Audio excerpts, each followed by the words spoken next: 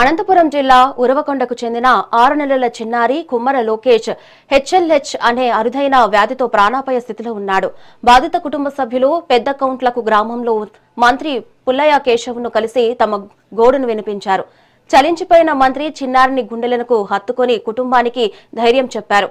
చిన్నారి వైద్యానికి అవసరమైన 15 లక్షల ఆర్థిక సహాయాన్ని సీఎం సహాయక నిధి ద్వారా అందజేస్తామని హామీ ఇచ్చారు. వెంటనే హైదరాబాద్ సింధు హాస్పిటల్ యాజమాన్యంతో ఫోన్లో మాట్లాడి మెరుగైన వైద్యం అందించాలని ఆదేశించారు. పసిబిడ్డ ప్రాణాలు కాపాడేందుకు దాతలు కూడా ముందుకు రావాలని మంత్రి పిలుపునిచ్చారు.